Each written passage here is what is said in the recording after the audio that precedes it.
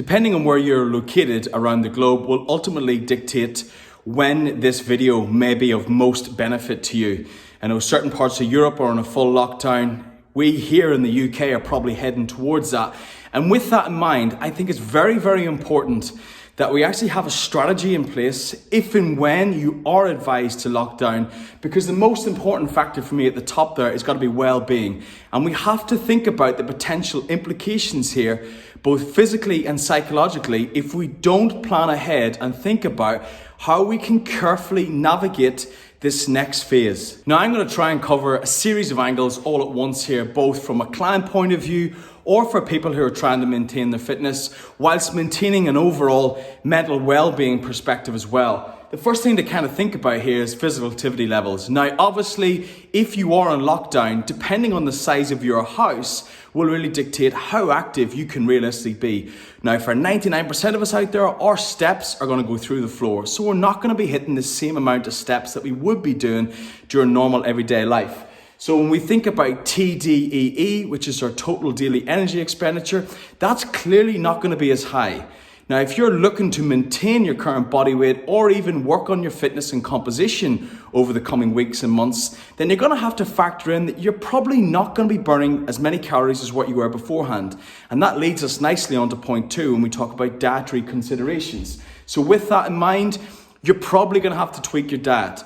Because you're not moving around as much, yes, you might try and get an exercise session in during the day in the comfort of your own home. But realistically, as a result of your TDD being less, your energy expenditure is going to be less. And to make sure your nutrition is matched with your output, you're going to have to pull your calories down. So for most people, they have 3 main meals and 2 snacks. I'd probably advise at this stage pulling those 2 snacks and almost sticking with a breakfast, a lunch and a dinner. The only kind of optional extra you could have there would be a post-workout shake, for example, if you're doing a decent intensity workout within your living room. So for most of us, you're gonna need to make dietary adjustments. If you think about it, our energy balance, energy in, calories out. If our physical activity levels dramatically drop, but we keep our calories the same, then that's going to put you in a surplus, which is going to lead to weight gain. And the last thing we need throughout this transitional phase is to come out the other side having ballooned and put on a shed load of body fat.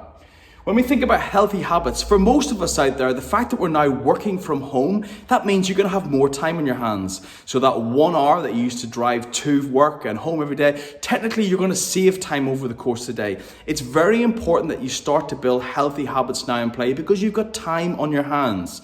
So cooking meals from scratch from home, you mightn't have had time to do it beforehand, now you do. You can learn to cook, you can get familiar with meal prepping, and that's just on the nutrition side. Other healthy habits could be exercising regularly. And listen, go onto anyone's feed on Instagram, Facebook or Twitter nowadays, including my own, and there's an absolute bucket load of bodyweight workouts or banded workouts or dumbbell workouts. So depending on what equipment you have available, there'll be a workout for you. So we can really build on those healthy habits. When it comes to structuring the day, I think this is vital. Because when one day leads into the other, unless you have a clear structure in place, people can get down on themselves. It can become quite repetitive because they're doing the same thing over and over. So it may be when you wake up, you do a certain activity in the morning. If you've got kids, you may do an interactive activity. It could be painting.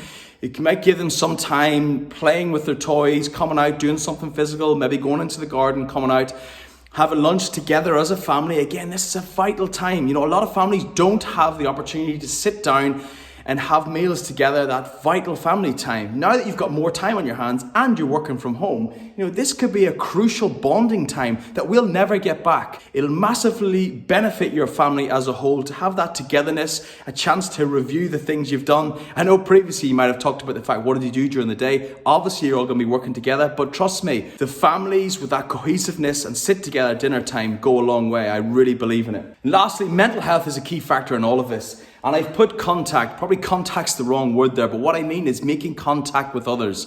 You're going to miss out on seeing your parents, your grandparents, your siblings. And so it's very important you utilize modern technology to allow you to enable that contact. Skype, FaceTime, WhatsApp calling, all of these things are crucial. And scheduling regular times To chat with people gives you that outlet. It's great that you're going to have vital family time together, which, trust me, you'll never get back. But at the same time, to maintain our mental health and making sure we're staying on top of this, we've got to make sure that we're making contact with others and just touching base with those people. And I'll give you an example. My wife just got her 90-year-old nan an old iPhone because she's technically quarantined and she's in that older age bracket.